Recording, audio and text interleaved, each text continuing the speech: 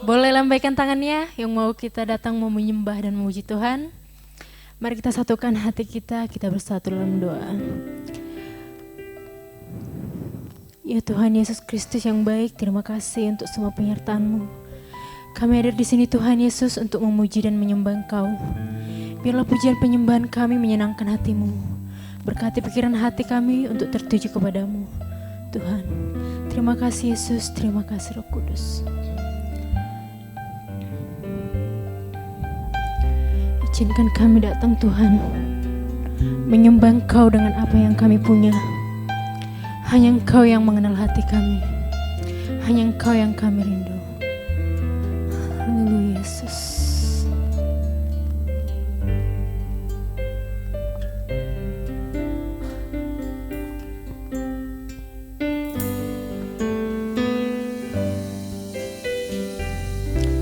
Kau mengenal hatiku, hampa batinku, tanpa hadir-Mu bawa daku mengalir, berlabuh dalam hangatnya kasih-Mu. Sejuta rasa di jiwa, rindukan peluk-Mu Bapa. Izinkan ku untuk menyembah dengan apa yang ku punya.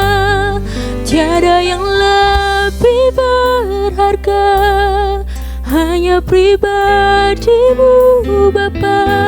Biarkanlah ku menyembah, hatiku milik-Mu seutuhnya.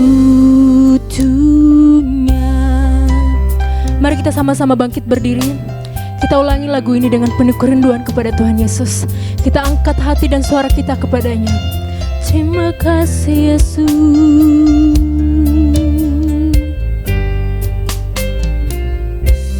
Kau mengenal hatiku, amin.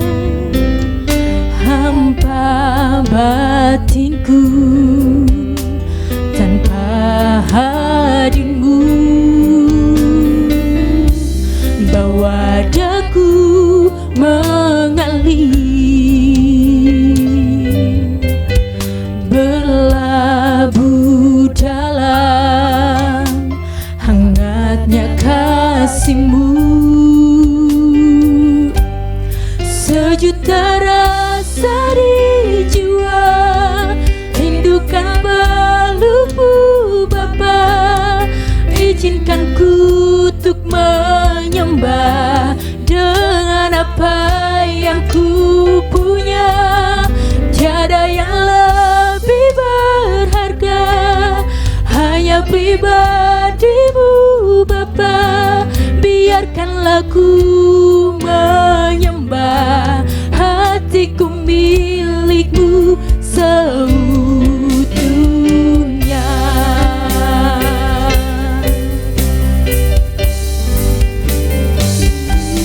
Sejuta rasa di jiwa, rindukan peluk-Mu Bapa. Izinkan ku untuk menyembah dengan apa yang ku punya. Tiada yang lebih berharga, hanya pribadi-Mu Bapa. Biarkanlah ku menyembah, hatiku milik-Mu seutuhnya.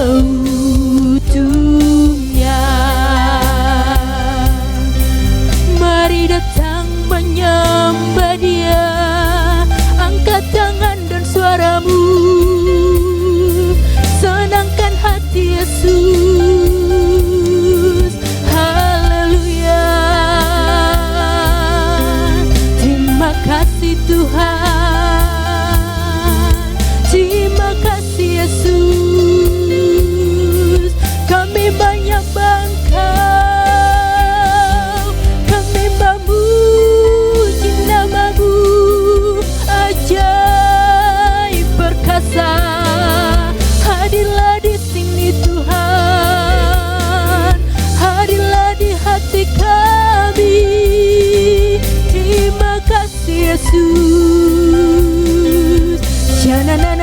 lamon Sekarang men Lamon Haleluya Haleluya Kami menyembah yang Kau Haleluya Yesus Terima kasih Tuhan Hanya Engkau Tuhan yang mengenal hati kami Biar kami datang menyembah Engkau, menyenangkan Engkau. Berkati setiap hati kami di sini Yesus. Haleluya Roh Kudus. Terima kasih Tuhan. Terima kasih Yesus.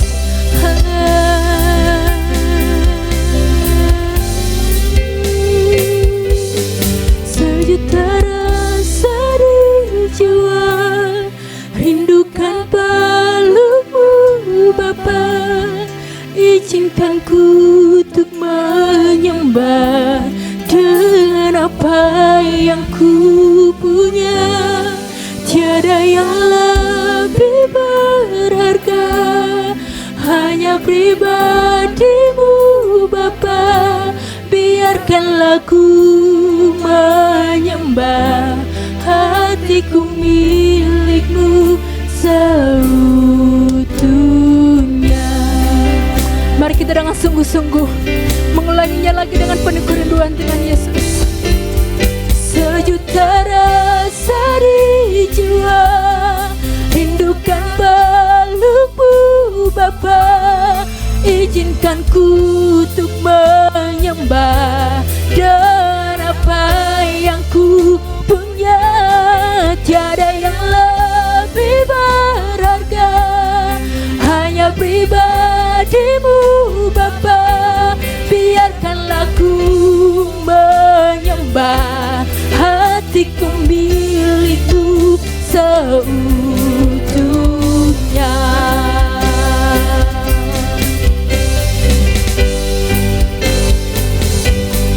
Sejuta rasa di jiwa rindukan pelukmu Bapa.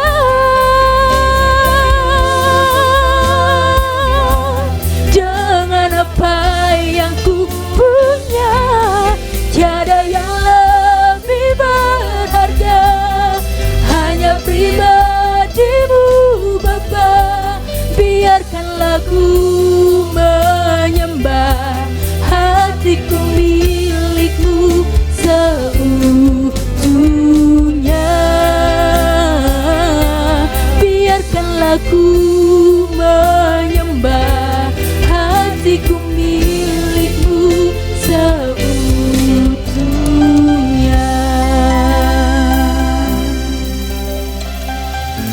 Terima kasih Yesus. Terima kasih Tuhan. Kau sungguh baik Tuhan Yesus. Berkati kami yang ada di sini Tuhan. Kami mau datang menyembah Engkau, memuji Engkau, menyenangkan hatimu Tuhan Yesus. Haleluya Tuhan. Terima kasih Yesus. Terima kasih Kudus. Haleluya. Haleluya.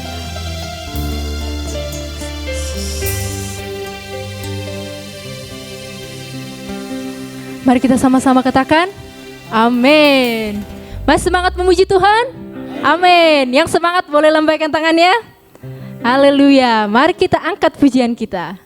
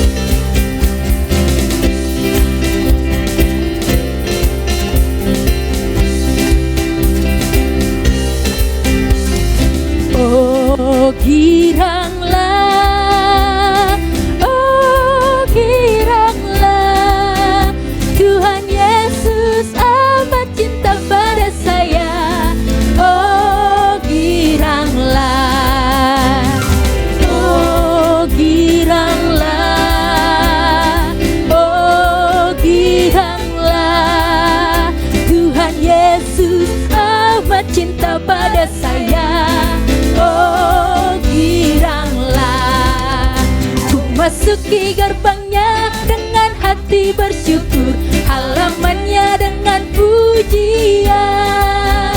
Kataku hari ini harinya Tuhan, ku bersuka sebab Dia girangkanku. Ku masuki gerbangnya dengan hati bersyukur, halamannya dengan pujian. Kataku hari ini harinya Tuhan, ku bersuka sebab Dia girangkanku. Dia girangkanku, oh Dia girangkanku. Ku bersuka sebab Dia girangkanku. Oh, oh, Dia girangkanku, oh Dia girangkanku.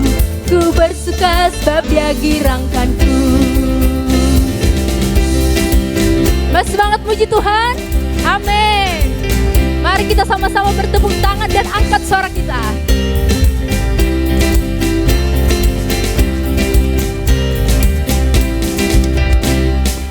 Masuki gerbangnya dengan hati bersyukur, halamannya dengan pujian. Kataku hari ini harinya Tuhan, ku bersuka sebab Dia girang. Sekali lagi kita katakan, masuki gerbangnya dengan hati bersyukur, halamannya dengan pujian. Kataku hari ini harinya Tuhan, ku bersuka sebab Dia girangkanku. Dia girangkanku, oh Dia girangkanku. Ku bersuka sebab Dia girangkanku. Oh, oh, Dia girangkanku, oh Dia girangkanku. Ku bersuka sebab Dia girangkanku. Dia girangkanku, oh Dia girangkanku. Ku bersuka sebab Dia girangkanku. Oh, oh, Dia girangkanku, oh Dia girangkanku. Ku bersuka sebab Dia girangkanku. Dia girangkanku, oh Dia girangkanku. Ku bersuka sebab Dia girangkanku. Amin. Dia girangkanku, oh Dia girangkanku. Sekali lagi kita katakan, kita girangkan Dia. Dia girangkanku, oh Dia girangkanku. Ku bersuka sebab Dia girangkanku. Oh, oh, Dia girangkanku, oh Dia girangkanku. Ku bersuka sebab Dia girangkanku. Dia girangkanku, oh Dia girangkanku. Ku bersuka sebab Dia girangkanku. Oh, oh, Dia girangkanku, oh Dia girangkanku. Ku bersuka sebab Dia girangkanku. Dia girangkanku, oh Dia girangkanku. Ku bersuka sebab Dia girangkanku. Oh, oh, Dia girangkanku, oh Dia girangkanku. Ku bersuka sebab Dia girangkanku. Ku bersuka sebab Dia girangkanku. Ku bersuka sebab Dia girangkanku. Berikan kemuliaan buat Tuhan. Biar makin semangat, saya mau teman-teman semuanya sapa kanan kirinya, selamat hari Minggu, Tuhan Yesus memberkati.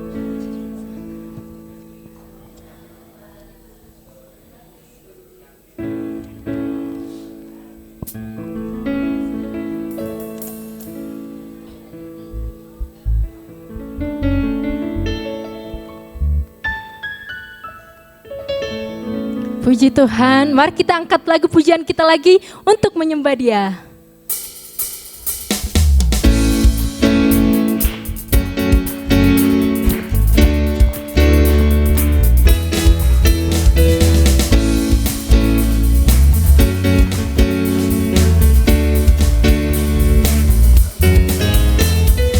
Oh, sukacitaku param pam pam sejak ku jumpa Yesusku. Oh, sukacitaku param pam pam, ku temukan juru selamat. Dia mengasihi aku, bahkan mati bagiku. Sukacitaku kini, sekali lagi kita katakan, oh sukacitaku, param pam pam, sejak ku jumpa Yesusku. Oh sukacitaku, param pam pam, ku temukan juru selamat. Dia mengasihi aku, bahkan mati bagiku. Sukacitaku kini penuh. Mari sama-sama angkat tangan kita. Padanya ku berharap, pada Yesus Allah yang hidup. Padanya ku berserah, Engkau yungai kehidupanku.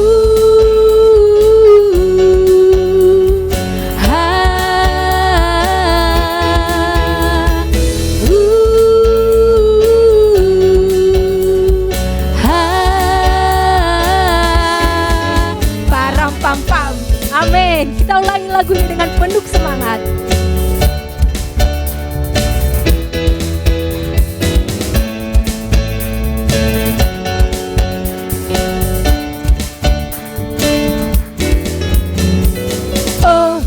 Sukacitaku, param pam pam, sejak jumpa Yesusku.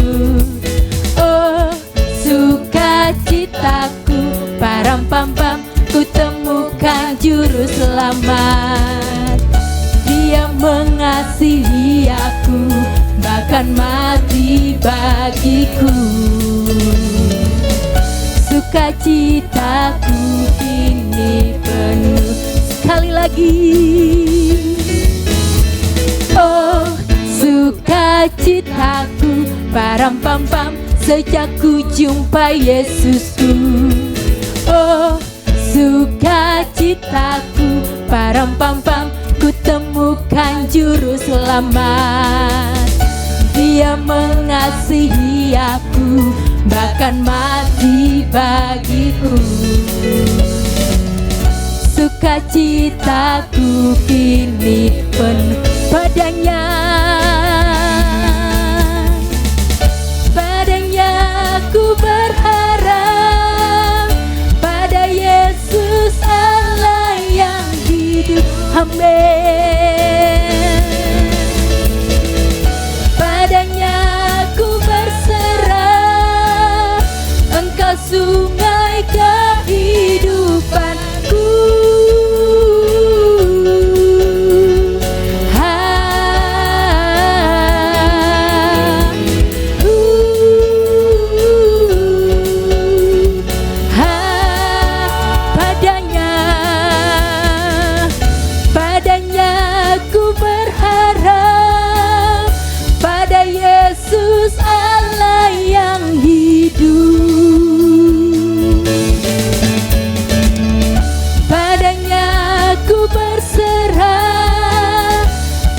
Sungai kehidupanku.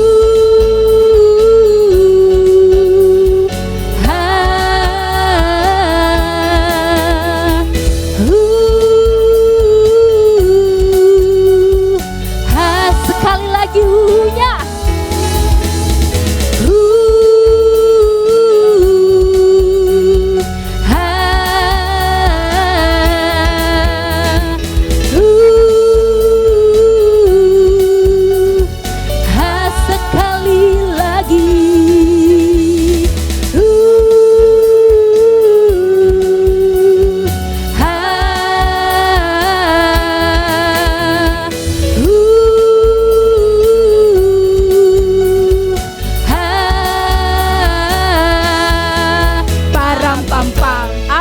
Berikan kemuliaan buat Tuhan. Para teman-teman dipersilakan untuk duduk.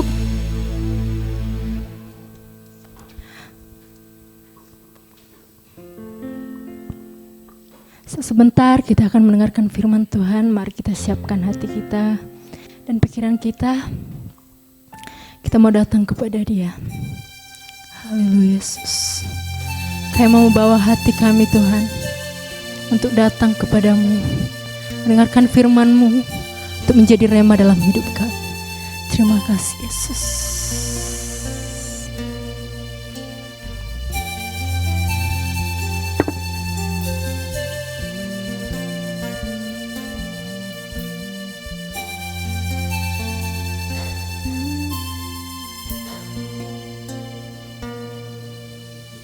Ku datang dengan syukurku, membawa kerinduanku, Yesus. Ingin ku menyenangkan-Mu.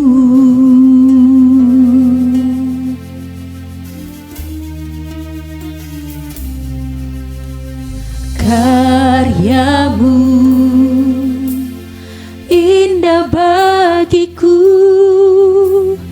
kasih yang menyelamatkanku, Yesus. Inilah persembahanku.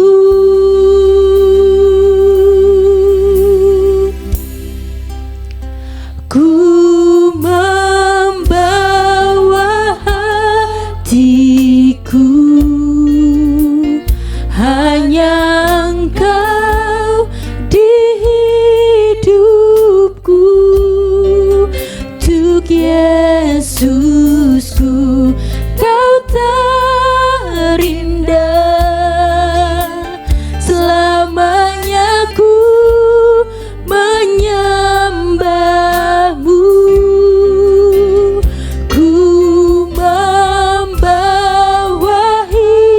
hidupku. Inilah persembahanku. Untuk Yesusku, Kau terindah.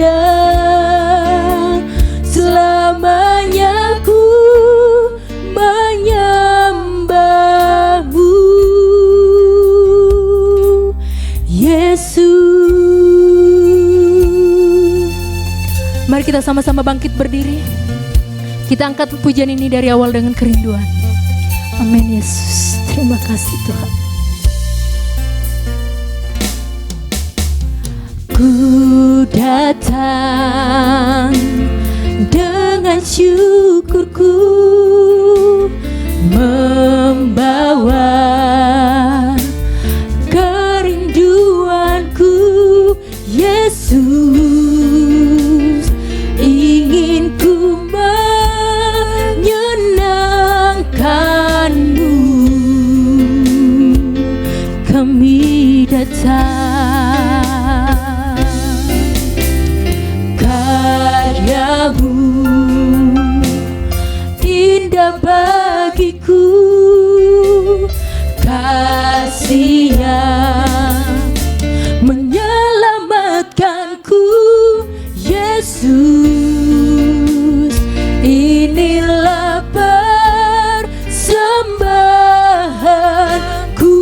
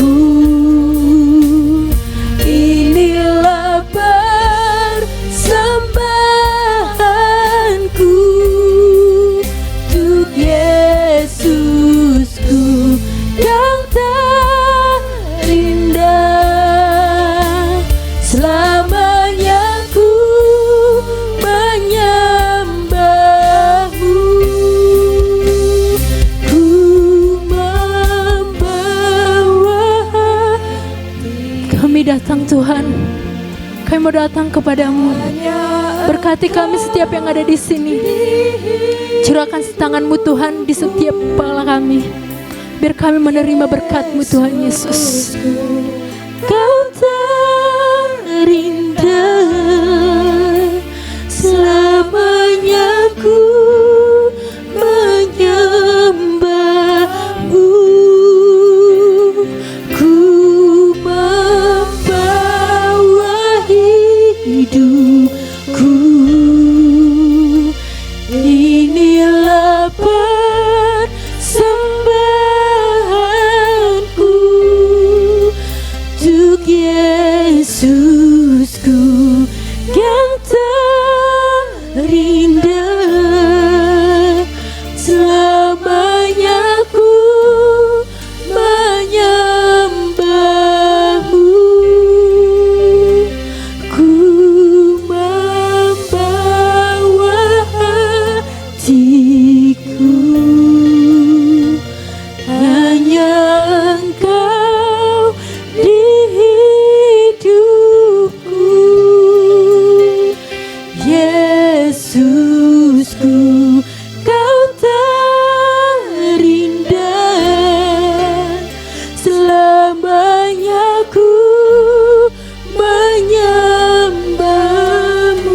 Kami datang Tuhan, ku membawa hidupku, inilah persembahanku untuk Yesusku yang terindah. Selamanya ku menyembah, selamanya ku menyembah-Mu. Selamanya ku menyembah-Mu.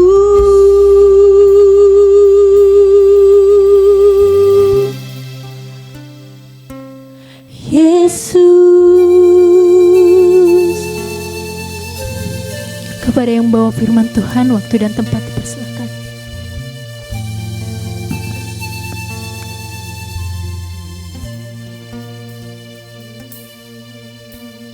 Inilah persembahan kami ya Tuhan. Segenap hati kami dan hidup kami hanya milik-Mu Tuhan. Kami rindu Tuhan, agar benar-benar waktu ini boleh kami gunakan. Kami boleh mendengar suara Tuhan yang merdu, berbicara kepada kami, menegur kami, mengajar kami pada jalan yang benar. Sehingga kami boleh mengerti kehendak Tuhan, dan iman kami bertumbuh semakin kuat, semakin dewasa di dalam Tuhan. Terimalah segala pujian, persembahan kami, biarlah itu menyenangkan hati Bapa di surga. Sebentar kami akan duduk diam, biarlah Roh Kudus mengambil alih segenap perhatian kami, sehingga kami boleh fokus tertuju kepada Tuhan. Tuhan, berbicaralah melalui hamba-Mu, Engkau sucikan lidah mulut hamba-Mu ini, agar boleh menjadi saluran berkat bagi setiap kami yang mendengarkan, maupun bagi hamba-Mu yang menyampaikan. Berbicaralah ya Tuhan, karena kami siap untuk mendengar. Terima kasih di dalam nama Tuhan Yesus Kristus yang menjadi perantara kami. Kami panjatkan doa kami, dan setiap kita yang percaya katakan amin. Silakan duduk saudara.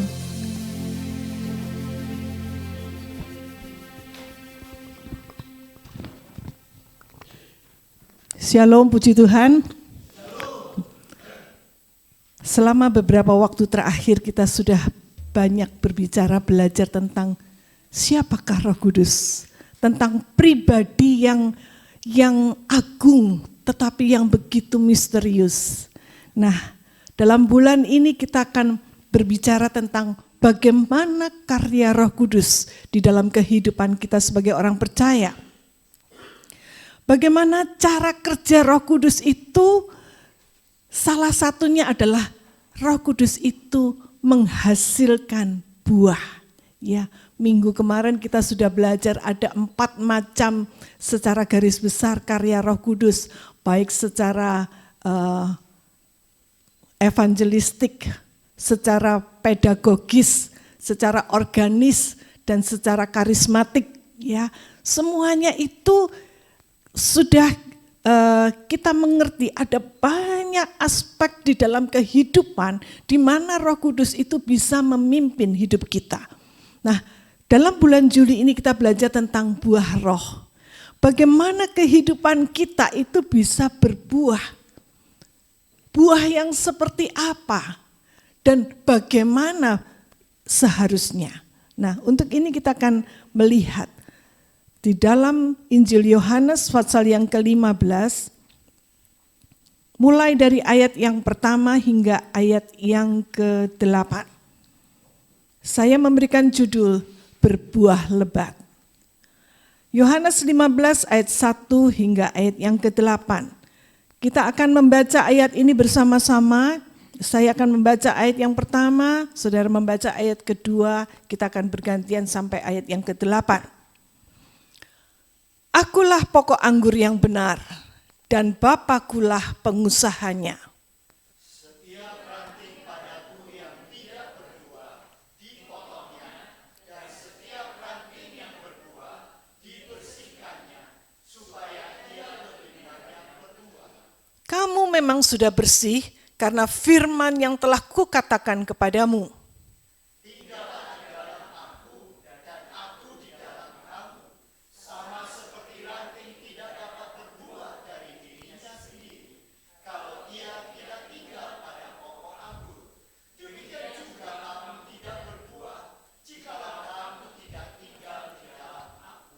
Akulah pokok anggur dan kamulah ranting-rantingnya. Barang siapa tinggal di dalam aku dan aku di dalam dia, ia berbuah banyak. Sebab di luar aku kamu tidak dapat berbuat apa-apa.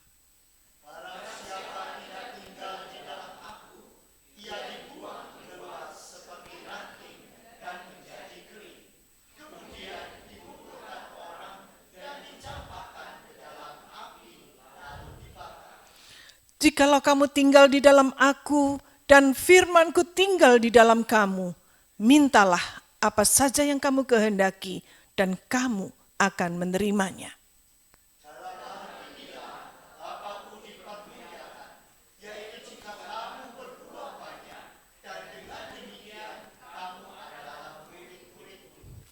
Amin. Kita sudah banyak mendengar ya atau mempelajari tentang bagaimana pokok anggur yang benar ya. Saudara, ini adalah sebuah ilustrasi yang disampaikan oleh Tuhan Yesus kepada murid-muridnya beberapa saat sebelum dia menghadapi salib. Nah, momen-momen terakhir bersama dengan murid-muridnya, Tuhan Yesus ingin memberikan wejangan, nasihat, peringatan. Bagaimana murid-murid itu harus bertindak, bersikap ketika gurunya pergi. Nah, untuk itu Yesus memberikan ilustrasi tentang pokok anggur dan carang-carangnya. Saudara, sebelum kita akan melihat bagaimana ini, kita akan melihat bahwa seringkali orang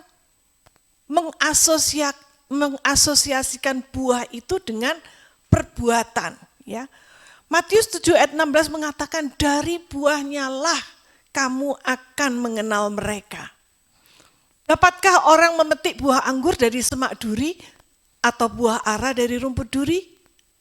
Ya, dari buah kita bisa tahu, oh ini pohon durian, oh ini apel. Nah, coba bisa ditunjukkan ya. Nah, kalau saudara melihat ini, kira-kira ini pohon apa ini? Rambutan, jeruk, apalagi? Apel? Ya. Agak membingungkan ya. Dari jauh kelihatannya seperti jeruk, tapi bisa juga apel, peach, ada yang ngomong rambutan. Oke lah, sebelum kita memetik dan mencoba, kita akan baru tahu aslinya ini pohon apa. Kalau ini, mungkin ada yang tahu? Ara, bagus ya. Jarang ada buah pohon ara ya di Indonesia ya. Kalau di Sumba banyak?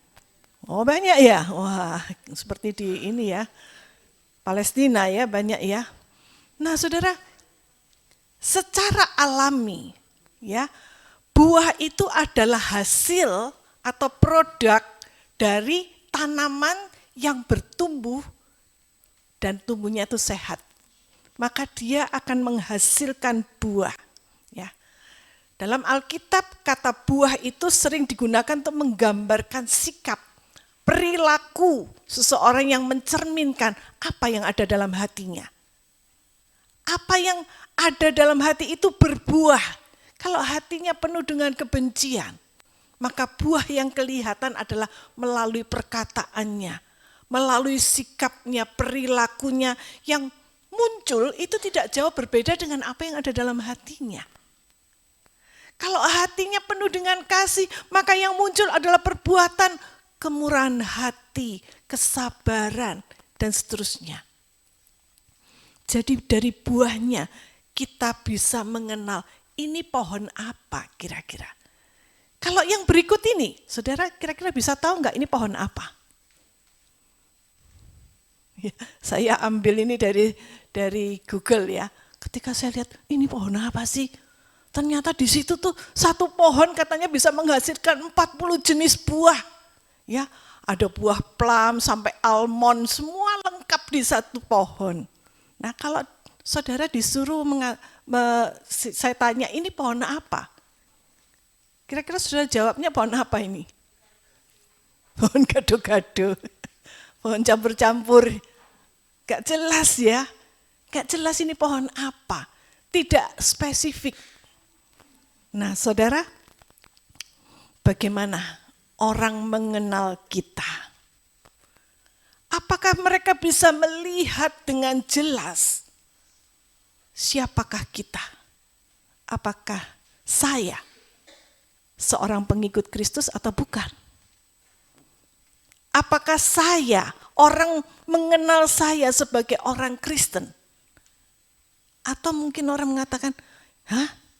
Dia Kristen, bener tah? Apakah dia memang layak disebut orang Kristen kalau tindakannya seperti ini? Nah, saudara, Yesus mengatakan kepada para pengikutnya, di dalam Yohanes 15 ayat 16 ya, tadi yang ayat yang tadi, dalam ayat 16 dikatakan, bukan kamu yang memilih aku, tetapi akulah yang memilih kamu, dan aku telah menetapkan kamu, supaya kamu pergi dan menghasilkan buah, dan buahmu itu tetap, supaya apa yang kamu minta kepada Bapa dalam namaku, diberikannya kepadaku. Ya, dalam terjemahan yang lain, terjemahan sederhana ya, katakan bukan kamu yang memilih supaya kamu menjadi murid-muridku, tetapi akulah yang memilih kamu untuk tugas itu. Dan inilah sebabnya aku mengangkat kamu, supaya kamu pergi ke ladangku dan menghasilkan banyak buah rohani. Dan apa yang kamu hasilkan itu akan bertahan selama-lamanya. Ya, buahnya tetap. Karena kamu menjalankan tugas itu, apa saja yang kamu minta kepada Allah Bapa dengan alasan untuk memuliakan aku, maka Dia akan memberikannya kepadamu. Saudara, jelas sekali bahwa Tuhan yang memilih kita untuk menjadi murid. Bukan kita yang milih Tuhan, tapi Tuhan sudah menentukan, memilih kita. Dan Tuhan memanggil kita bukan cuma sekedar Dia memilih kita untuk menjadi muridnya, tetapi supaya murid itu pergi dan menghasilkan buah. Kalau kita dipanggil menjadi murid dan tidak menghasilkan apa-apa, kita tuh nggak layak disebut murid Tuhan.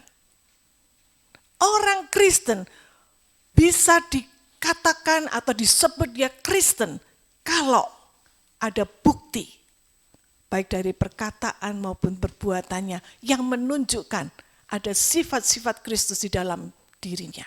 Itu baru cocok.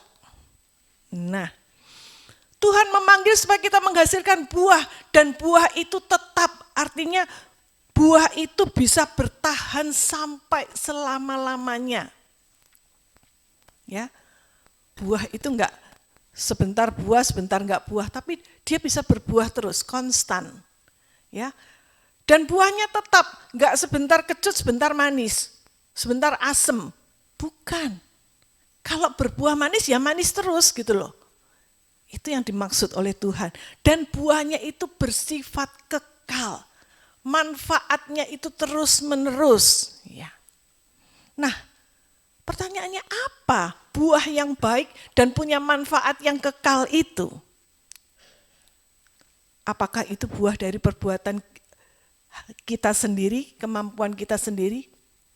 Tidak, saudara. Karena apa yang keluar dari mulut kita, itu belum tentu bisa dipercaya 100%.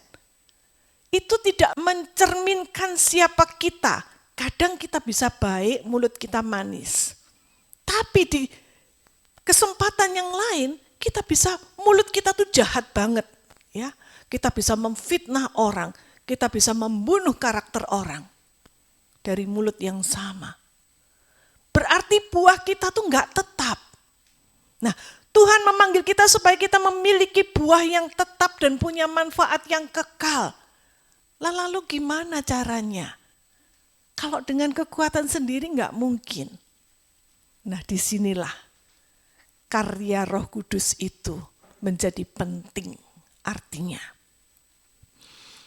hanya oleh Roh Kudus, pimpinan Roh Kudus, kalau Roh Kudus itu memimpin hidup kita, maka kita bisa menghasilkan buah yang manis dan tetap, yang kekal. Ini adalah buah yang dihasilkan oleh Roh Kudus, Roh Allah yang kekal. Ya, apa itu buahnya? Nah, kita bisa baca dalam Galatia 5, ayat yang ke-22 sampai 23. Ayo kita baca sama-sama sambil diingat-ingat dan dihafal ya, supaya buah ini boleh menjadi milik kita seutuhnya. Yuk sama-sama 2, 3. Tetapi buah roh ialah kasih, sukacita, damai sejahtera, kesabaran, kemurahan, kebaikan, kesetiaan, kelemah lembutan, penguasaan diri. Tidak ada hukum yang menentang hal-hal itu. Sekali lagi bisa diulang. Tetapi buah roh ialah, tolong dimatikan, kasih, sukacita, damai sejahtera, kesabaran, kebaikan, kemurahan hati, kelemah lembutan. Ada satu lagi yang ketinggalan ya tadi. Kemurahan tadi, kemurahan, kebaikan, kesetiaan, kelemah lembutan, dan penguasaan diri. Ada 9. Nah, tidak ada hukum yang menentang hal-hal seperti ini. Semua orang bisa menerima dan sangat dibutuhkan khususnya di dalam kehidupan kita hari-hari ini. Dunia kita sedang mengalami krisis kasih. Dunia kita sudah kehilangan damai sejahtera dengan banyaknya perang di sana sini. Banyaknya orang-orang yang memfitnah kiri dan kanan. Dunia kita sudah kehilangan kesabaran terhadap orang-orang yang lemah, orang tua yang sudah tidak berguna. Semua ini dibutuhkan oleh dunia kita. Dan bagaimana kita sebagai orang Kristen, pengikut Kristus, bisa mewujudkan, menampakkan buah ini menjadi satu kesatuan di dalam hidup kita. Bukan dengan kekuatan kita sendiri. Pasti harus ada usaha kita. Yes. Kalau nggak ada usaha ya nggak bisa, saudara. Kita berusaha. Mungkin kita ini bukan orang yang sabar. Tapi kita berusaha, Tuhan tolong saya. Dengan kekuatan pertolongan Roh Kudus, kita akan mampu mengubah sifat yang lama itu menjadi sabar. Nah, tetapi bukan dengan kekuatan kita sendiri ya. Itu sebabnya kita minta Roh Kudus, kita izinkan Roh Kudus untuk bebas mengendalikan hidup kita. Semakin kita memberi kesempatan, ruang yang semakin luas, Roh Kudus berkarya, semakin cepat buah itu muncul di dalam kehidupan kita sebagai orang percaya. Nah saudara, jadi dengan kata lain, buah roh itu adalah karya Roh Kudus di dalam kehidupan orang percaya.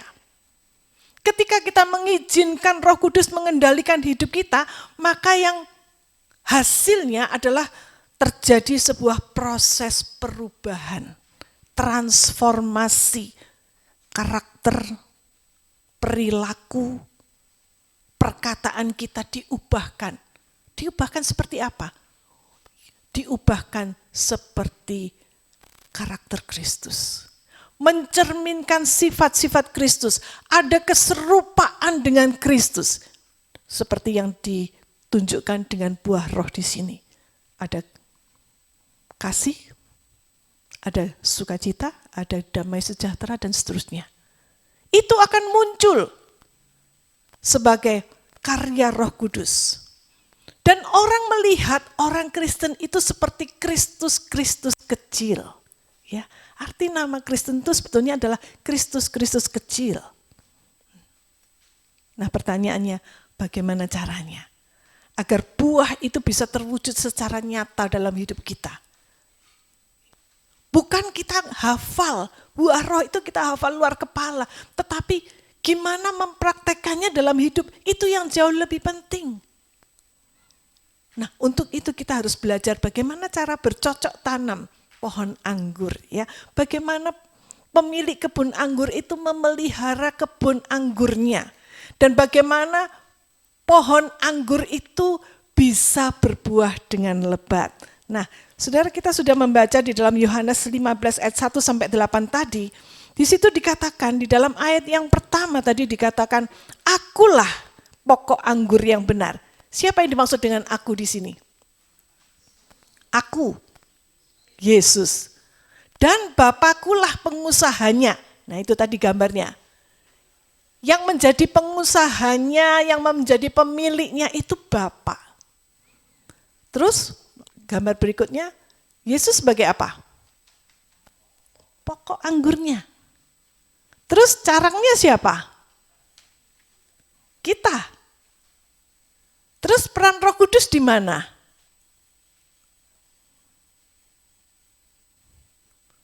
Dalam ilustrasi ini Roh Kudus sebagai apa kira-kira?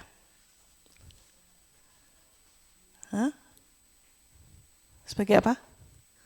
Di dalam pokok yang bisa mengalirkan air kehidupan, zat-zat nutrisi ke carang-carang sampai carang-carang bisa berbuah, itu apa?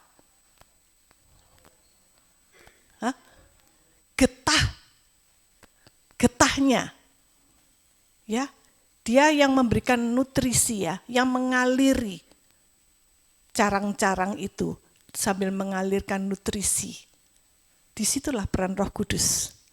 Nah, saudara, gambaran Roh Kudus di sini adalah Dia yang memberikan kehidupan, yang memampukan kita untuk menghasilkan buah.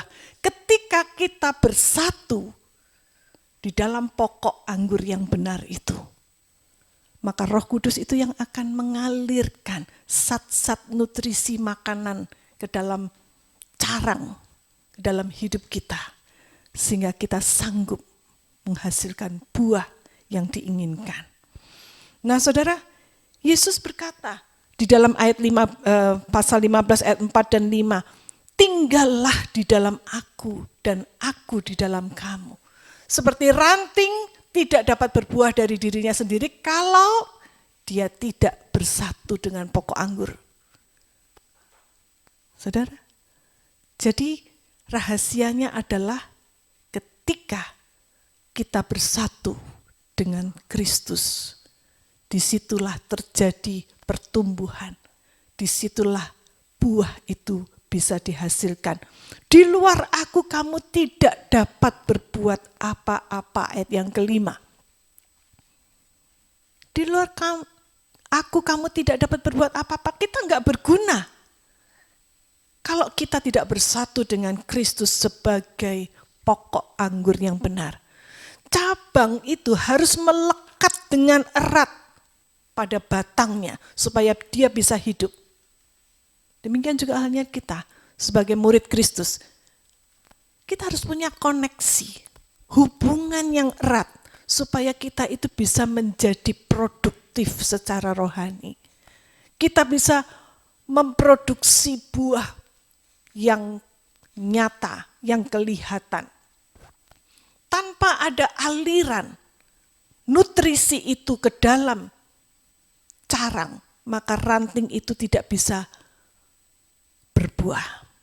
Ya, itu sebabnya ranting dia bisa memperoleh makanan, kekuatan, perlindungan, energi dari pokok anggur karena ada getah yang mengantarkan kehidupan itu.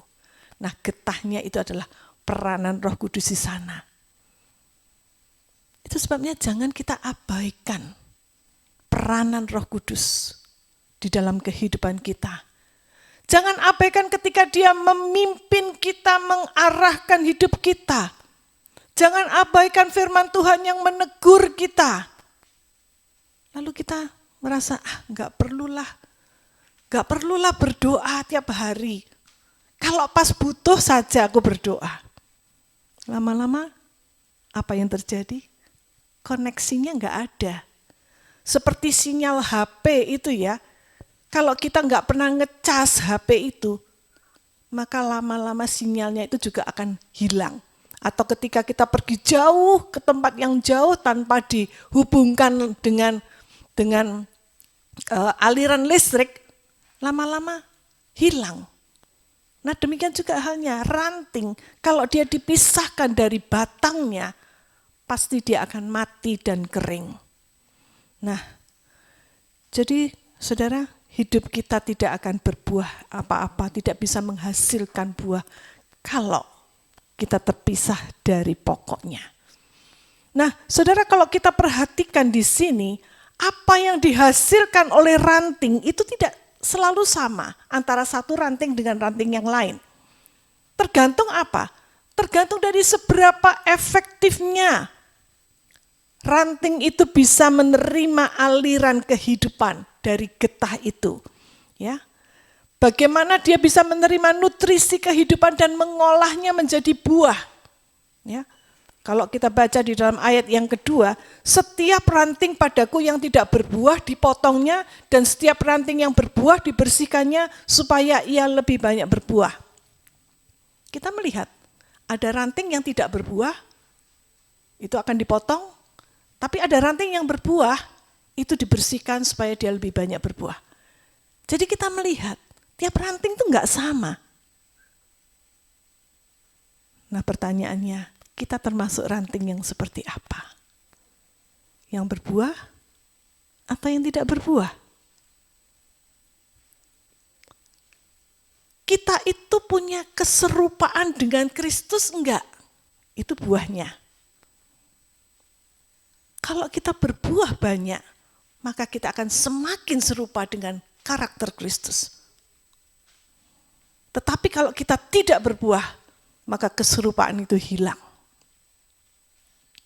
Nah, kita bisa menguji diri kita sendiri, kita nggak perlu menguji orang lain. Oh kamu mirip kok, tapi kamu miripnya dikit, aku lebih banyak. Nggak perlu saudara. Kita nggak perlu menghakimi orang lain. Yang tahu diri kita adalah kita sendiri dan Tuhan. Apakah kita mirip dengan Kristus? Atau mirip sedikit? Atau nggak mirip belas? Ya, sama sekali enggak. Atau mirip banyak? Nah kita yang bisa menilai diri kita sendiri. Seorang anak harusnya mirip orang tuanya, bukan? Ya kan? Kalau nggak mirip sama sekali, kira-kira anak siapa dia? Anak tonggo, anak tetangga. Atau mungkin dia ketuker waktu di rumah sakit ya. Bawa anaknya orang lain gitu ya. Ya. Jadi seorang anak harus mirip dengan bapaknya. Demikian juga kita, kalau kita mengatakan diri kita, aku anak Tuhan. Mirip enggak kita sama Tuhan? Orang bisa lihat enggak kita mirip Bapak kita di surga? Kalau belum, periksa. There must be something wrong di dalam hidup kita. Nah saudara, bagaimana sekarang? Si pemilik kebun anggur itu memperlakukan setiap carang. Setiap carang kondisinya beda. Perlakuannya juga beda. Nah, bagaimana dengan carang yang tidak berbuah? Apa? Ada dua sebab. Kenapa carang itu enggak berbuah? Yang pertama, mungkin karena dia tidak terhubung dengan pokoknya, dia terpisah. Tapi yang kedua, ada penghalang yang menghalangi sehingga getah itu tidak bisa masuk ke dalam carang. Ada yang memblokir. Apa kira-kira yang bisa memblokir Roh Kudus di dalam peran Roh Kudus dalam hidup kita? Apa? Dosa, D-O-S-A. Itulah yang menyebabkan kenapa seringkali banyak anak Tuhan yang mengaku dirinya anak Tuhan, orang Kristen, tapi tidak mirip sama sekali dengan Kristus. Kemarin di dalam Dopafis ada yang mengatakan, Mahatma Gandhi, dia mengatakan, aku menghormati Kristus, aku salut, aku mencintai Kristus, tapi aku tidak suka dengan orang Kristen. Mengapa?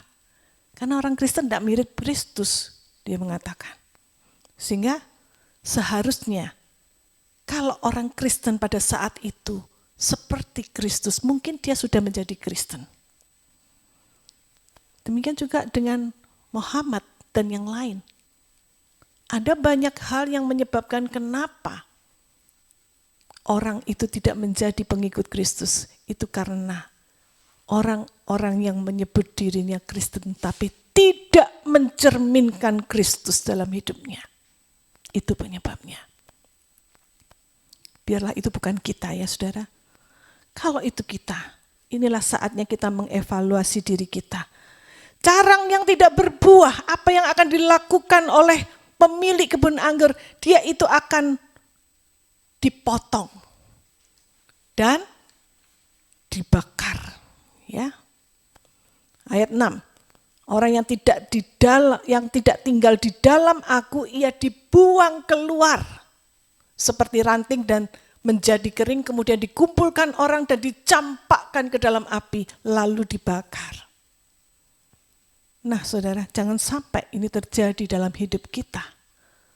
Mungkin kita nggak sadar kalau kita itu sudah terpisah dari pokoknya. Hati-hati, periksa kembali. Koneksi kita dengan Tuhan lancar nggak? Sinyalnya kuat nggak?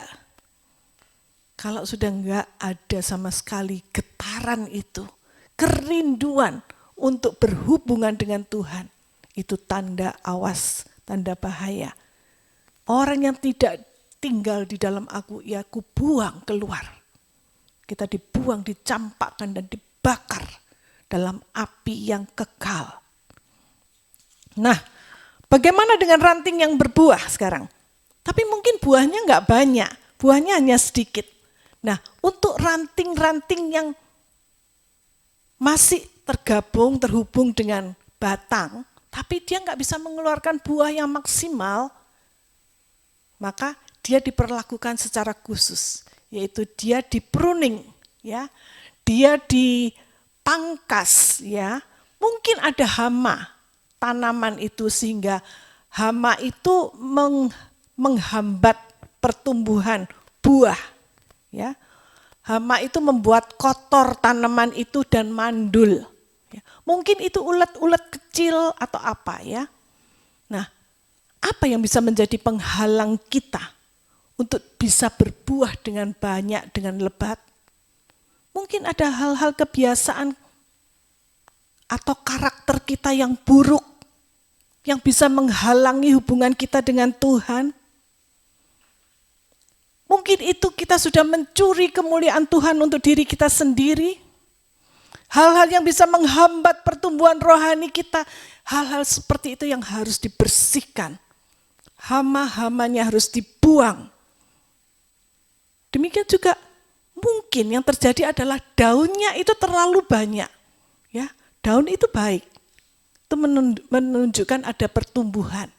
Tapi kalau daun itu semuanya jadi daun, daunnya menjadi terlalu banyak, terlalu subur, itu juga bisa menjadi penghambat pertumbuhan buah. Nah saudara, apa maksudnya? Mungkin ada hal-hal yang kita anggap baik, atau orang melihat itu baik di dalam diri kita. Tetapi kebaikan itu bisa berpotensi menjadi buruk, karena terlalu ekstrim, ya, terlalu banyak sehingga akhirnya tidak bisa menghasilkan buah. Apa contohnya? Mungkin saudara termasuk orang yang rajin bekerja, itu baik. Firman Tuhan mengatakan orang yang malas jangan dia makan, ya. Saudara punya semboyan time is money, itu baik. Tapi ketika saudara bekerja terlalu keras, sampai saudara mengabaikan hubungan saudara dengan Tuhan, sampai saudara tidak punya waktu untuk beribadah kepada Tuhan, sampai saudara itu menjadi penghalang hubungan saudara dengan Tuhan, ibadah saudara terganggu. Mungkin karena saudara terlalu rajin, menjadi pekerja keras. Itu tanda-tanda bahaya. Manusia itu bukan robot. Kita perlu waktu untuk beristirahat.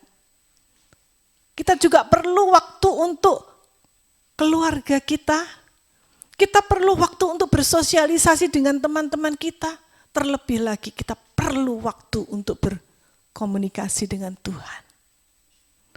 Kalau kita untuk menyediakan waktu seminggu sekali aja sudah kesulitan. Nah ini tanda-tanda bahaya. Apakah kita sudah menempatkan Tuhan pada posisi yang seharusnya atau belum? Itu pertanyaannya. Bu Grace, nanti kalau saya tinggal kerjaan saya, wah nanti penghasilan saya berkurang. Ini mumpung ada kesempatan, saya harus tangkap kesempatan ini, karena kesempatan tidak datang 2 kali. Apakah benar seperti itu? Firman Tuhan mengatakan, carilah dahulu kerajaan surga dan kebenarannya, maka yang lain akan ditambahkan kepadamu. Ditambahkan sebagai bonus. Ya. Jadi itu sebabnya ketika kita mendahulukan Tuhan, maka kekayaan, pangkat, kemuliaan, itu bonus saja akan diberikan kepada kita. Kalau kita cari, semakin lari, semakin jauh. Nah, itu sebabnya daun-daun yang terlalu subur, yang terlalu banyak itu harus dipangkas. Ya. Bagaimana caranya Tuhan memangkas daun-daun yang tidak perlu? Caranya adalah melalui disiplin. Nah, kita akan baca Ibrani 12 ayat 5 sampai 11. Ibrani 12 ayat 5 sampai ayat yang ke-11. Dan sudah lupakah kamu akan nasihat yang berbicara kepada kamu seperti kepada anak-anak? Hai anakku, janganlah anggap enteng didikan Tuhan. Dan janganlah putus asa apabila engkau diperingatkannya. Karena Tuhan menghajar orang yang dikasihinya. Dan ia menyesah orang yang diakuinya sebagai anak. Ya, dalam terjemahan lain mengatakan, karena aku memberikan didikan kepada setiap anak yang kukasihi. Dan aku mencambuki setiap orang yang kuterima sebagai anak. Ya, perhatikan. Jikalau kamu harus menanggung ganjaran, Allah memperlakukan kamu seperti anak. Di manakah terdapat anak yang tidak dihajar oleh ayahnya? Kalau saudara punya anak yang nakal, saudara hajar atau dibiarin? Ya sakarep-karepmu, nanti kamu mau jadi apa, terserah kamu nanti. Seperti itu?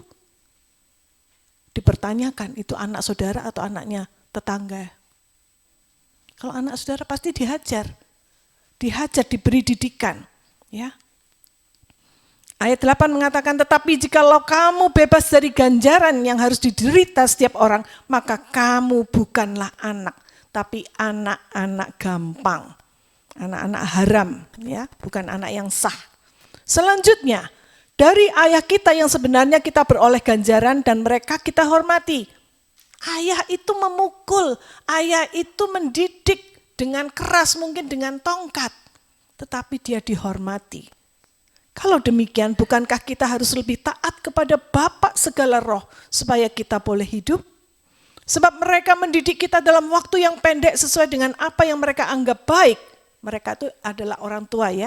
Tetapi Dia, Allah, menghajar kita untuk kebaikan kita supaya kita beroleh bagian dari kekudusannya.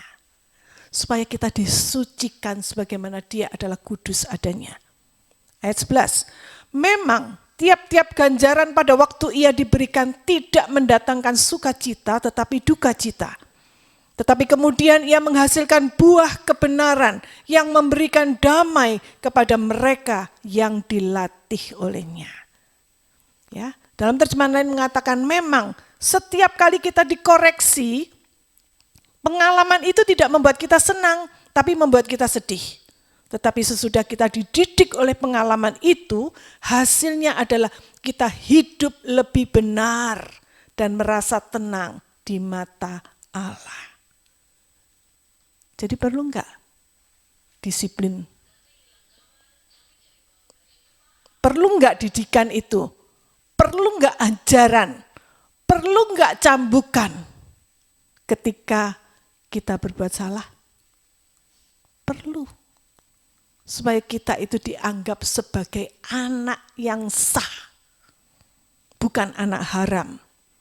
Nah, itu sebabnya kalau saat-saat ini kita sedang mengalami cambukan ganjaran dari Tuhan, berterima kasihlah kepada Tuhan. Karena kita masih dianggap sebagai anak-anak yang sah. Dan kalau kita mau bertobat, maka kita akan dipulihkan. Kita akan diperbaharui sehingga hambatan-hambatan itu dihilangkan. Dan kita bisa berbuah lebat. Hubungan kita dengan Allah dipulihkan. Dan kita menjadi anak-anak yang memiliki kuasa. Ya, firman Tuhan mengatakan kalau kamu disebut anak Allah, kamu diberi kuasa. Menjadi anak Allah itu punya kuasa. Karena Bapa kita itu maha kuasa. Itu akan dikembalikan kepada kita kalau kita mau diperbaiki, kalau kita mau dipangkas, hal-hal yang buruk dari hidup kita dibuang, dan kita dijadikan pemulihan, kita sehingga bisa menghasilkan buah yang sehat, yang segar, dan yang lebat. Nah, untuk itu kita perlu minta Roh Kudus untuk bisa memangkas hidup kita. Ya, ini contoh gambarnya ya. Kalau kita sudah dipulihkan, hasilnya adalah seperti ini. Agar kamu bisa menghasilkan buah dan buahmu itu tetap. Ya. Bagaimana seorang pemilik kebun anggur, kalau misalnya saudara yang memiliki kebun anggur atau pohon satu aja seperti ini buahnya, kira-kira seneng gak? Pasti seneng ya. Saya aja kayaknya mau metik, sayang-sayang dulu saya pandangin gitu ya. Mau dimakan itu pasti buahnya enak sekali, lezat. Demikian juga halnya ketika Bapak melihat anak-anaknya berbuah seperti ini. Apakah hatinya tidak penuh dengan sukacita? Buahnya itu bisa dinikmati, enak, segar. Bisa dirasakan oleh banyak orang. Tapi izinkan Tuhan memangkas kita lebih dulu. Membuang hama-hama, dosa-dosa yang ada dalam hidup kita. Sehingga kita bisa hubungan kita dengan Tuhan terkonek dengan baik, dengan sempurna. Mazmur 66 ayat 10 mengatakan, sebab Engkau telah menguji kami ya Allah, telah memurnikan kami seperti orang memurnikan perak. Nah saudara pernah tahu perak? Ya, perak itu perlu dimurnikan dengan cara dimasukkan ke dalam satu bejana yang dipanasi dengan api yang sangat-sangat panas. Sehingga logam perak yang di dalamnya itu bisa lumer dan kotoran-kotorannya tuh lepas sendiri gitu ya. Sehingga nanti ketika sudah saatnya, ketika diangkat kembali, yang tersisa itu adalah perak yang murni.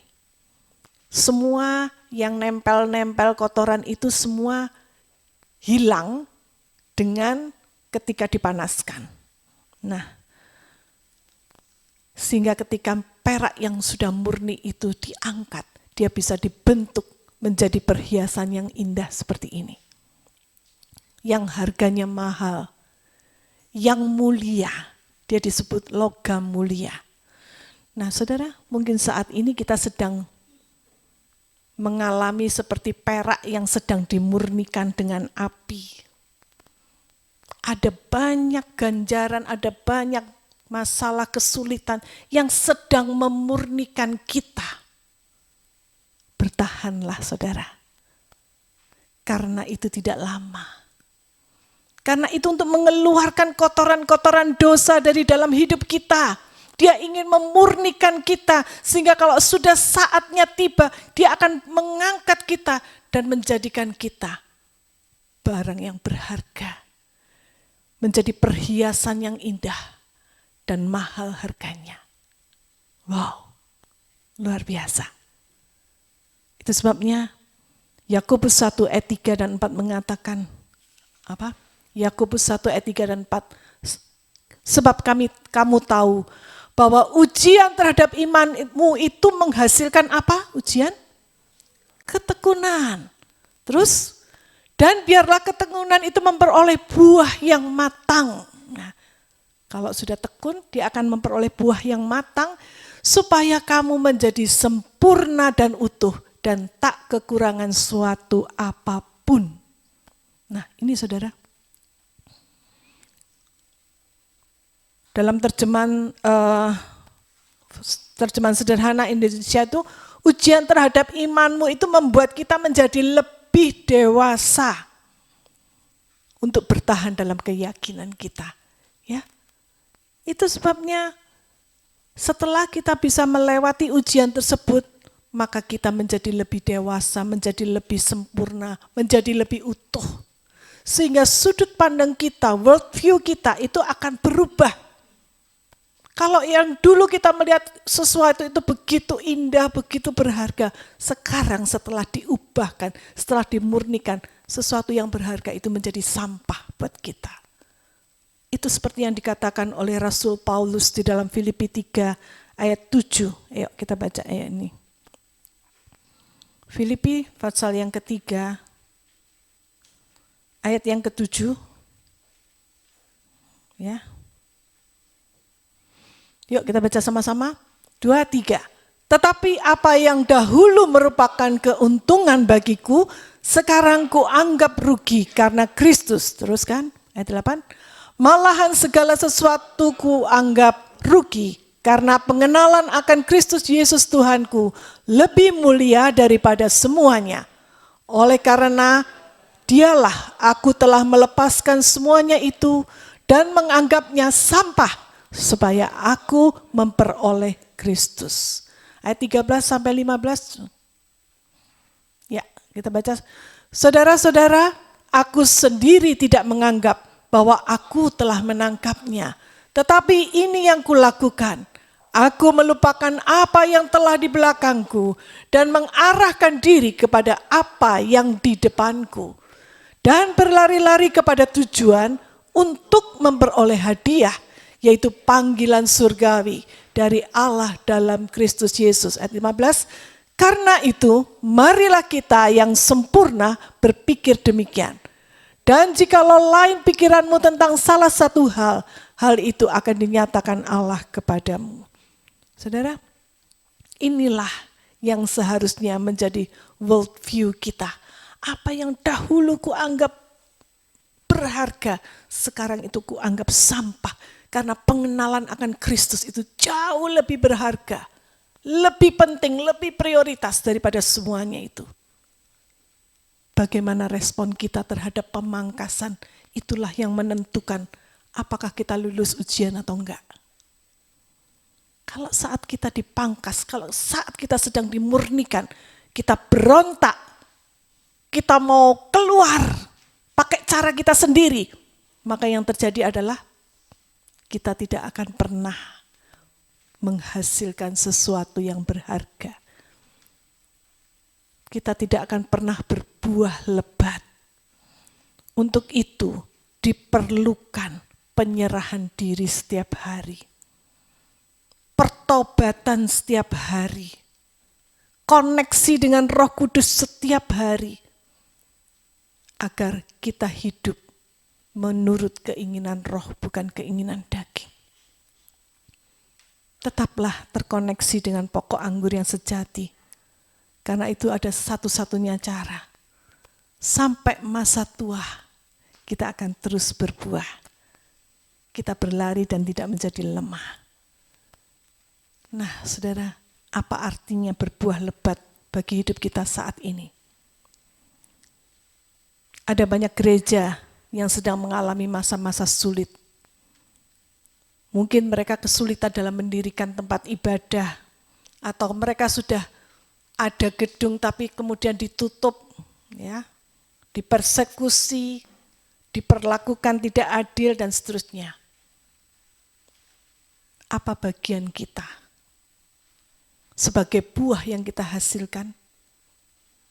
Sudahkah kita berdoa untuk gereja-gereja Tuhan yang mengalami persekusi, yang sedang mengalami kesulitan, bukan hanya di Indonesia tapi di luar negeri pun banyak. Apakah kita terkonek satu dengan yang lain sebagai satu bagian dari tubuh Kristus? Itulah buah yang harus kita hasilkan. Doakan. Sudahkah kita berdoa untuk gereja lokal di mana kita beribadah saat ini? Di GBTEK. Sudahkah kita berdoa agar keberadaan kita ini bisa menjadi berkat di tengah-tengah masyarakat? Dan supaya ini juga menjadi wadah bagi kita untuk bertumbuh dan berbuah lebat bagi Tuhan. Sudahkah saudara berdoa untuk gereja lokal saudara? Kalau belum, inilah saatnya. Dalam sebuah survei di kebanyakan gereja, dikatakan hanya 10% dari jemaat yang mengambil bagian dalam pelayanan.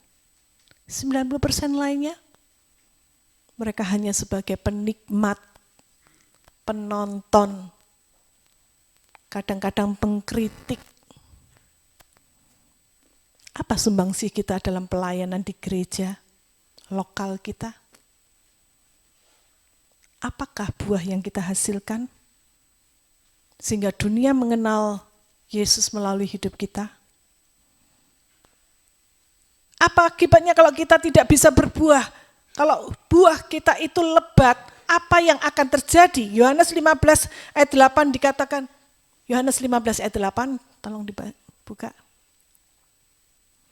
Dalam hal inilah Bapakku dipermuliakan, yaitu jika kamu berbuah banyak, berbuah lebat. Dan dengan demikian kamu adalah murid-muridku. Ini adalah hasil yang terjadi ketika kita berbuah banyak. Maka Bapa dipermuliakan. Dan kita disebut murid Yesus. Kalau nggak ada buah, Bapa nggak dipermuliakan. Dan kita nggak layak disebut sebagai muridnya Yesus.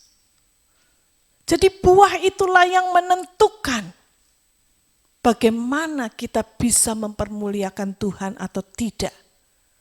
Apakah kita layak disebut sebagai murid Tuhan atau tidak. Seperti apakah dunia mengenal kita? Apakah dunia sudah melihat Kristus itu di dalam hidup kita? Sudahkah aku serupa dengan Yesus? Atau belum? Miripnya itu banyak atau sedikit? Kalau kita mengaku saya anak Tuhan, tapi nggak mirip belas sama bapak kita, ya perlu dipertanyakan, ini anak yang mana?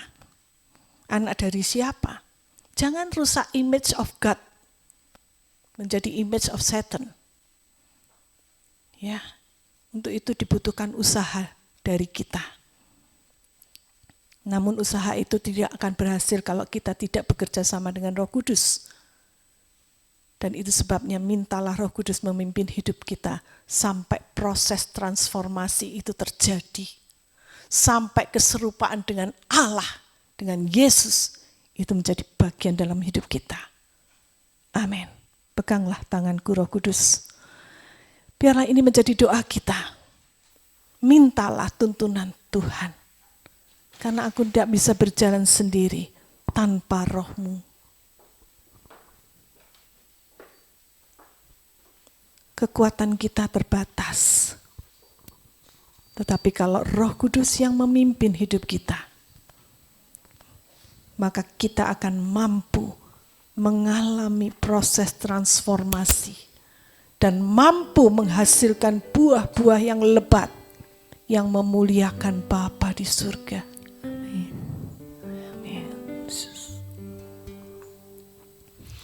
Peganglah tanganku Roh Kudus, setiap hari ku tak dapat jalan sendiri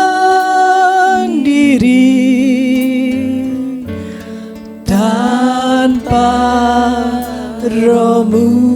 Bawalah diriku Tuhan, bawalah diriku kepada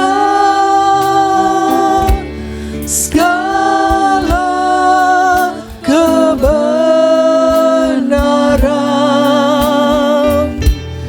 agar ku tidak tersesat, mengikuti jalan. Saya mengundang untuk kita bangkit berdiri, katakan sekali lagi. Peganglah tanganku Roh Kudus, setiap hari ku tak dapat jalan sendiri tanpa Roh-Mu. Bawalah diriku kepada segala kebenaran, agar ku tidak tersesat, mengikuti jalan. Kudus, kuduslah Engkau. Kudus, kudus Tuhan, kudus nama-Mu.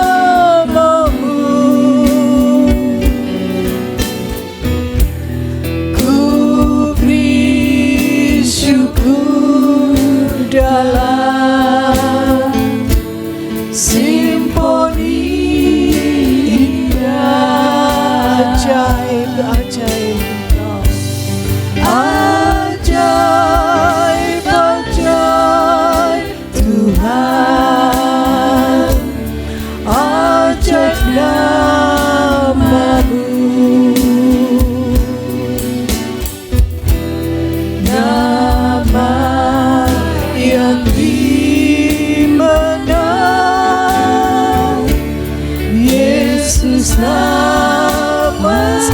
silakan kita angkat tangan kita dan katakan, kudus, Engkau yang kudus Tuhan. Ajar kami untuk menjadi seperti-Mu. Kudus tangan-Mu. Haleluya Yesus. Ku beri syukur dalam simfoni indah. Ajaib, ajaib Kau. Ajaib, ajaib Tuhan. Ajaib nama-Mu. Nama yang dimenang, Yesus namanya. Nama yang dimenang, Yesus namanya.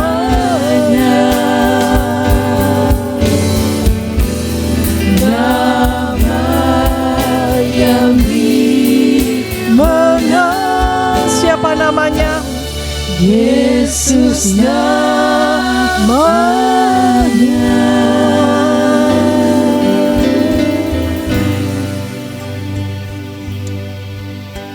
Kekuatan kami, kemenangan kami hanya di dalam Tuhan saja.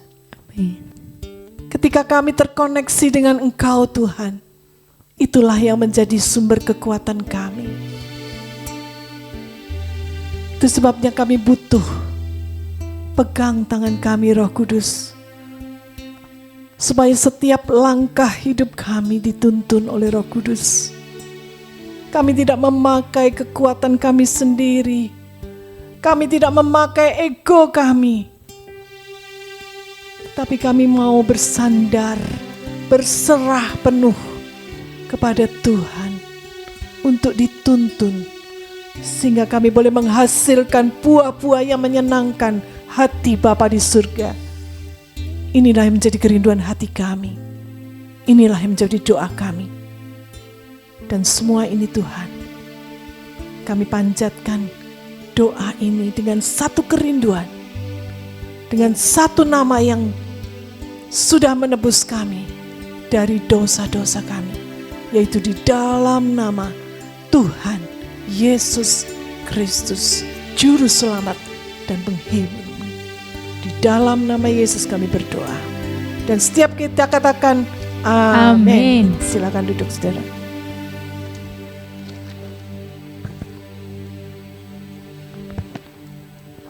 Kita persiapkan persembahan kita. Yang membawa persembahan bisa maju ke depan supaya didoakan.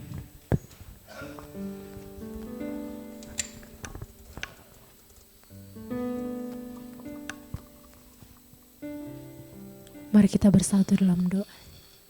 Tuhan Yesus Kristus yang baik, yang berada di surga, terima kasih Tuhan atas semua penyertaan-Mu. Sebentar Tuhan kami akan membawa persembahan kami, berkati tangan-tangan yang memberi, biar ini menyenangkan hati Tuhan dan ini untuk membangun Tuhan Yesus. Terima kasih Tuhan, terima kasih Yesus, haleluya, amin.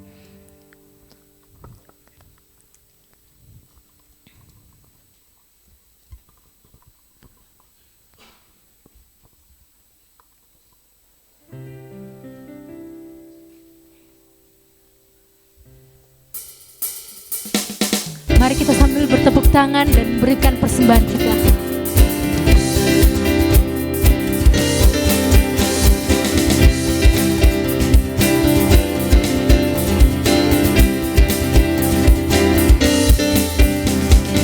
Oh giranglah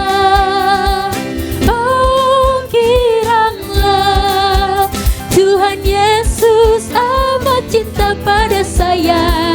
Oh giranglah, oh giranglah, oh giranglah, Tuhan Yesus amat cinta pada saya. Oh giranglah. masuki gerbangnya dengan hati bersyukur, halamannya dengan pujian. Kataku hari ini harinya Tuhan, ku bersuka sebab Dia girangkanku. Ku masuki gerbangnya dengan hati bersyukur, halamannya dengan pujian. Kataku hari ini harinya Tuhan, ku bersuka sebab Dia girangkanku. Dia girangkanku, oh Dia girangkanku, ku bersuka sebab Dia girangkanku. Oh, oh, Dia girangkanku, oh Dia girangkanku, ku bersuka sebab Dia girangkanku. Dia girangkanku, oh Dia girangkanku, ku bersuka sebab Dia girangkanku.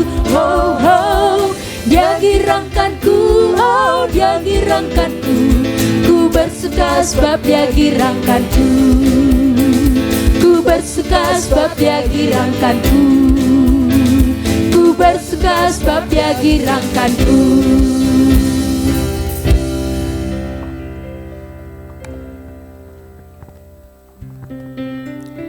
Mari kita datang kepada Tuhan. Kita bangkit berdiri dan kita membawa persembahan kita kepada Tuhan, agar Tuhan disenangkan dan Tuhan menerima. Terima kasih Bapa, terima kasih untuk semua anugerah dan kemurahan-Mu yang luar biasa. Kami bersyukur bahwa Engkaulah pokok anggur, dan pokok anggur yang benar, yang senantiasa memberikan kehidupan, memberikan karakter, memberikan kekuatan agar kami boleh terus berjalan pada jalan Tuhan, sehingga kehidupan kami boleh mengeluarkan buah-buah yang indah. Kehidupan kami Tuhan boleh menyenangkan dan boleh Tuhan mewujudkan Kristus di dalam kehidupan kami.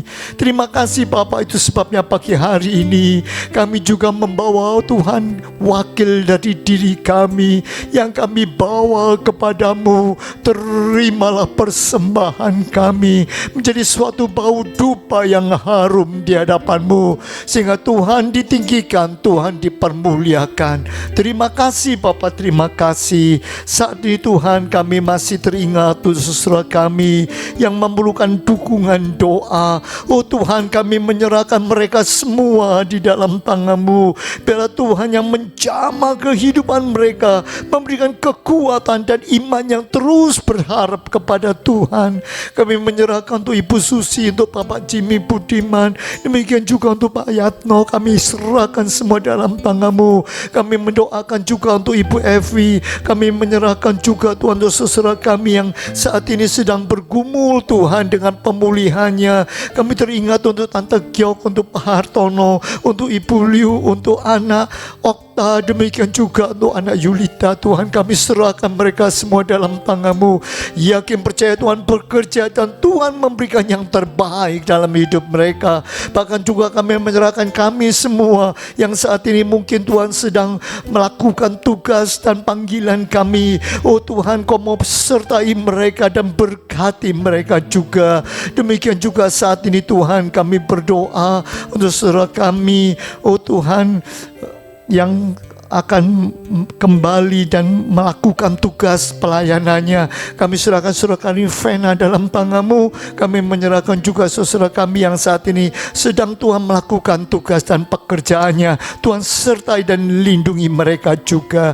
Dan sebentar Tuhan kalau kami pulang, kami juga percaya Tuhan menyertai kami, Tuhan melindungi kami, Tuhan curahkan berkat-Mu atas kehidupan kami. Apapun yang saat ini sedang kami hadapi, Tuhan membuka jalan bagi kami, sehingga Tuhan ditinggikan dan dipermuliakan. Terima kasih Bapa, terima kasih. Saudaraku sekalian, arahkanlah hatimu dan tanganmu kepadanya. Pulanglah untuk menerima berkat daripada Allah, kasih karunia daripada Allah Bapa, kemurahan daripada Tuhan Yesus, dan penyertaan Roh Kudus menyertai kehidupanmu. Pulanglah sekalian, terimalah berkat Allah di dalam nama Tuhan Yesus Kristus. Dan semua yang diberkati Tuhan katakan Amin. Sebab Tuhan melindungi, Tuhan menyinari dengan wajah-Nya, memberi damai karunia, damai sejahtera. Tuhan Yesus berkati. Membiar Tuhan melindungi, Tuhan menyinari dengan wajah-Nya, memberi kasih karunia, damai sejahtera. Tuhan Yesus berkati. Memberi kasih karunia, damai sejahtera. Tuhan Yesus berkati.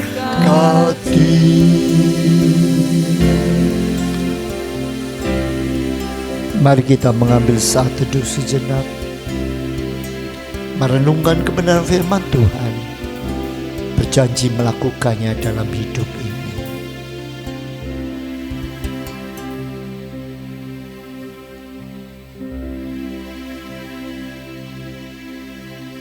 Amin. Silakan saudara duduk kembali. Puji nama Tuhan.